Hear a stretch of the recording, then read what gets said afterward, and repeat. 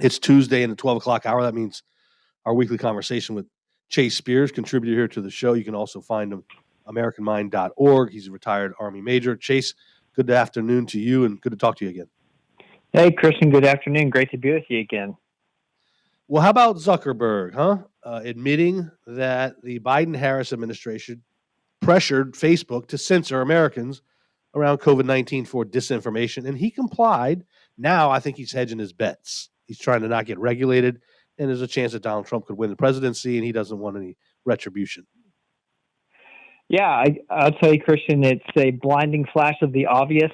Those of us who were paying any attention at all knew all along that this was what was being done. Zuckerberg has shown for years a preference for pandering to the progressive left. He has put a lot of money into trying to help turn certain precincts out for the left, and of course did everything that he could using his platform and his power and influence to try to shape how people see things. And he's no different, really, from a lot of other people who've worked in corporate media over the last few decades. But he has a unique amount of power compared to a lot of them. And so it's good to see that he's finally opening up about it. It is a too little too late. And you can't help but wonder what is the motivation behind it. I share with you the suspicion that he sees the political leaves are turning, and he sees a need to probably open up in some ways and to shift some alliances some ways in order to prevent further regulation and control of his businesses. But this just goes to show one example after another domino falling after another of the fact that people like him have entirely too much power, too much control over what people see, hear, think, and that's a dangerous thing. And we saw that playing out across our country over the last 5 years. And so the thing that we have to do now is he needs more than just a wire brushing from Congress. There needs to be some sort of action to prevent him from being able to do this again and to send a message to others not to play this game. The 3-year anniversary yesterday of the fall of Kabul, and those wounds are still very raw for those American families that lost service members, 12 Marines, 1 sailor. I'm partial to Marines, Chase. Doesn't matter, though, any U.S. service member, because of the disaster that Joe Biden is and his terrible decision-making skills, led to 13 U.S. service troops being killed. And what does the Biden administration do? They just now posted a little while ago. Joe Biden posted the names of each one of them. He's never publicly said it out loud. But what did Donald Trump do? He was invited by those families to lay a wreath at the Tomb of the Unknown, celebrating the 3-year anniversary. When I say celebrating, recognizing. Yeah, it's the difference between what a leader does and what a coward does. Joe Biden made a terrible, terrible call. Now, I want to be honest, Kristian. Afghanistan could not go on forever and ever and ever. And that's a longer conversation that we could have. At some point, it had to end. I don't disagree with that. And Donald Trump actually tried to end it in a much more responsible manner towards the end of his term, and he was blocked by the Congress from doing so. Funny enough, the Congress didn't feel the need to block Joe Biden from ending it literally in a matter of moments. It was chaotic. It was hectic. The president was pushing to have us out of Afghanistan on a timeline that was based purely around a public relations goal of him being able to get up during a 9/11 anniversary observance and say, look, this anniversary of 9/11, and I got us out of Afghanistan. That was his sole goal. His goal was not getting us out with honor. His goal was not getting us out in a way that would leave some form of security behind. His goal was purely a PR goal. That's all he cares about. We lost 13 military members, as you've noted. And I got to tell you, Kristian, those wounds for those of us who served in Afghanistan are deep. And they haven't gone away. So I don't know how you can be a veteran today and look at that man and regard him with any sense of honor. He cut and ran. And again, that war had to end at some point. But as Colin Powell said years ago, when you break it, you buy it. And we went in, we broke it, but we didn't buy it. And we left Afghanistan in a worse condition than we found it. The Taliban has power in more regions of that country now than it did when we went into it, and we armed them now. It's just, yesterday was a hard day. It was, and and to this day, Joe Biden has not accepted any culpability or responsibility for it at all. And that's, Chase, you know this, you've led men, I've led men. what subordinates want from their leaders are accountability. Hold yourself accountable, and you can't hold others accountable if you're not willing to hold yourself accountable. And that's astounding to me. Joe Biden still to this day says it was the right decision and how to execute it. And what bothers me further than that, Christian, is I remember 3 years ago when this was happening, and I was actually called by Fox News and invited to go on. I was working at the U.S. Army's Combined Arms Center on Fort Leavenworth at the time, and my boss asked me not to do it. He couldn't force me not to do it, but he asked me not to do it. And wanting to be a team player, I said, okay, boss.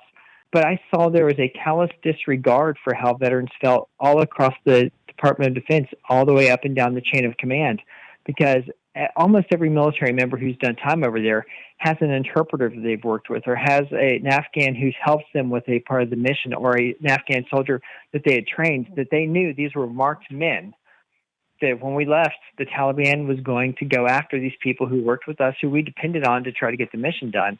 And so there was a heavy sense of emotional loss. But at least where I was at Fort Leavenworth, the attitude was shut up and drive on. You know, your grief doesn't matter. It might be embarrassing to the president if he knew that veterans are upset about this.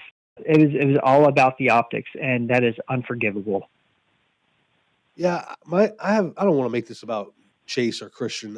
You're just jogging up a memory though that I had right at hours after this disaster, and I was working at a different radio station, a corporate media, part of the mainstream media, quite frankly, and I had a post on then Twitter, really slamming the president Joe Biden for this decision, in which cost 12 Marines and one sailor their lives, and him looking at his watch when the dignified transfer had taken place, and I had some choice words for the president, and I got admonished, but yet I was their resident Marine when it was convenient for them. Anyway, we can move on. What do you make of RFK's endorsement of Donald Trump? I think it's a really kind of a turning of the tables, if you will. RFK, and I disagree with RFK on a lot of stuff. I know that you do too. I know probably all of your listening audience does as well. We all share that. He is an old school, hardcore liberal, very, very left wing, not the kind of man you would ever catch me voting for. But I give him a tremendous amount of credit for taking a courageous stand. RFK represents kind of the last of the late 1990s, kind of early 2Ks liberals among the Democrat Party. And as you and I have discussed before, that party has been captured by a hardcore progressive Marxist ideology, which has completely left the kind of classical liberals behind. RFK is really a demonstration of there's some liberals saying, where did my party go? That there are liberals who say, well, I wanted abortion rights, but I didn't want children to be allowed to be murdered up to the moment of birth. There are liberals who said, well, I wanted more social safety net programs, but I didn't want everything that I make to be taxed, like the progressives want. And so for so long, the liberals have just kind of gone along with the Democrat Party. And I think RFK's endorsement of Trump is an indication of potentially a watershed moment in our political discourse of the traditional left wing saying, we did not sign on for the progressive fantasy of deconstructing this nation and making us into early 1920s Russia. The progressivists in charge of the Democrat Party today are not like the Bill Clinton kind of yellow dog Democrats of my childhood. The progressives of today's Democrat parties are fully in line with the Bolsheviks of the 1917 Russian Revolution that overthrew the royal family there and made Russia into a communist hellhole.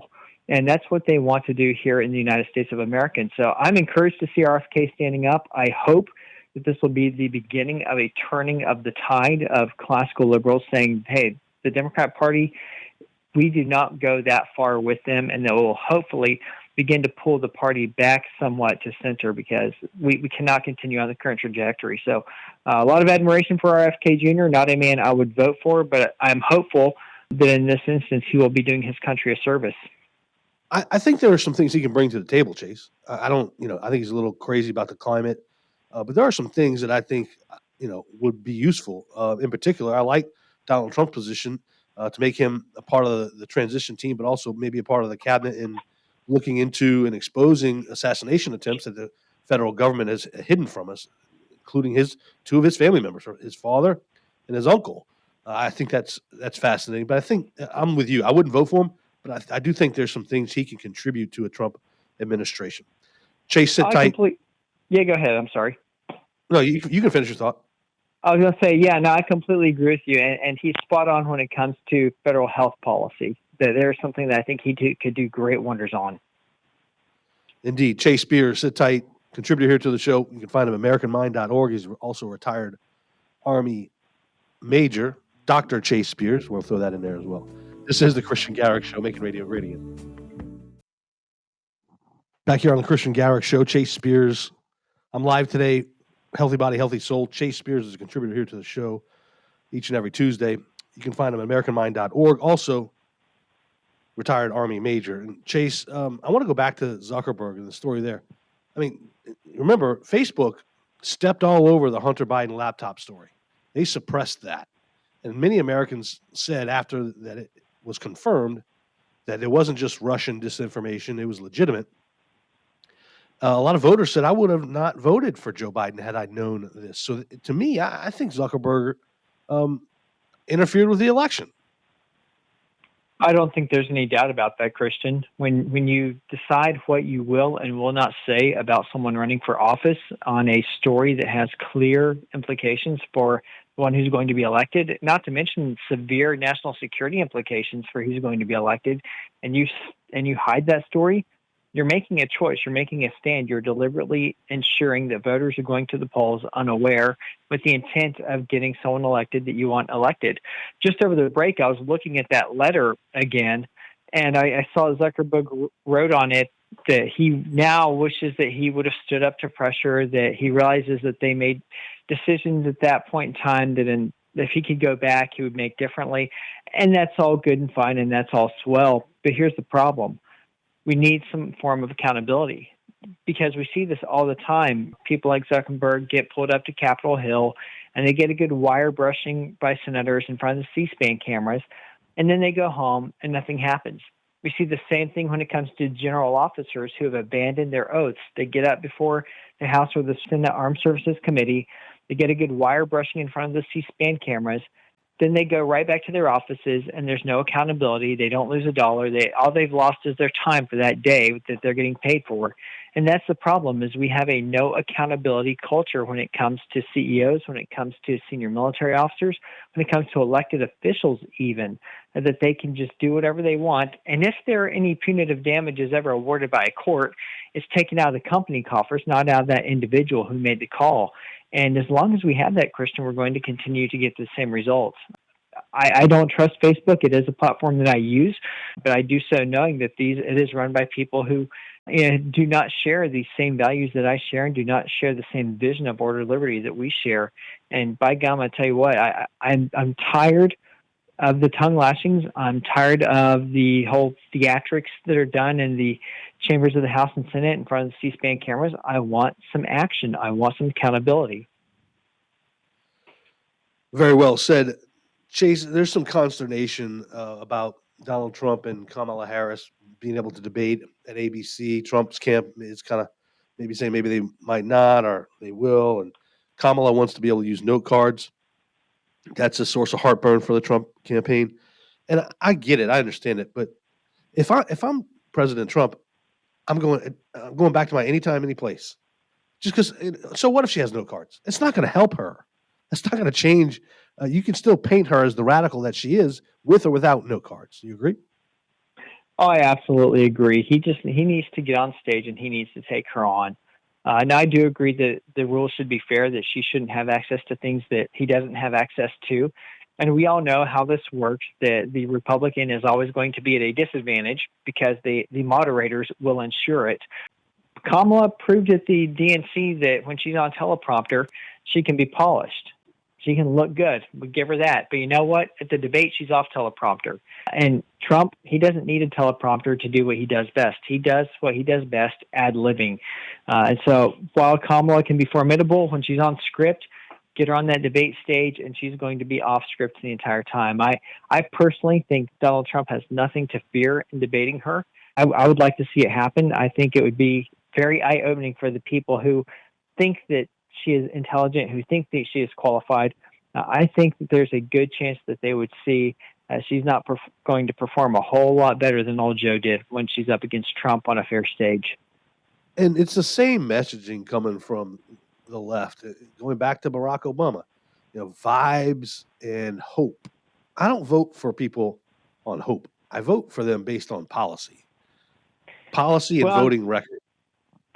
absolutely. And unfortunately, there's a vast swath of the American public who buy into, pithy statements like that. They did with Obama, hope and change. With Kamala is trying to do the whole joy card. But here's the problem. Obama was running against the Bush administration, so he actually had something to contrast against. What's Kamala running against?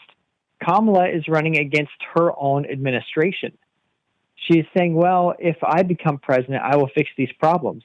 Well, you are the vice president right now. Your party has had the White House for the last 3 of 4 terms. What are you running against? You're running against your own record. If she is forced to actually answer to that, if she is forced to defend her own record or to throw Joe under the bus and pretend that she had nothing to do with it, things would get really interesting. And right now she's being allowed to just get up on stage behind teleprompter and say, joy, joy, joy, joy.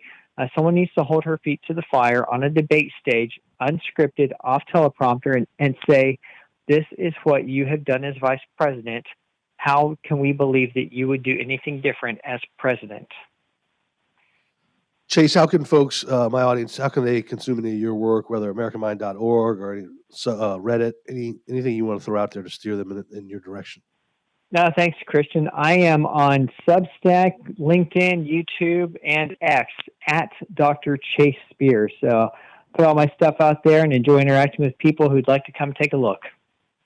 Chase, before we run, it is amazing, though, how many Americans are going to vote for Kamala based on hope and good vibes. It's amazing. There's going to be quite a few million. There will be, and I don't understand it, but there are people who will vote for whatever candidate they think is going to give them what they want. The hardcore progressive left wing, they understand that a candidate is a cause. And that's something that conservatives need to get in our mind, that a candidate is a cause. There are a lot of Democrats who aren't necessarily crazy about Kamala. Like we talked about last week, until days ago, she was the most unpopular Democrat. But they understand that if they can get her elected, that she will embrace their cause. Chase Spears. All right, there goes Chase Spears, contributor here to the show, retired Army Major, AmericanMind.org as well.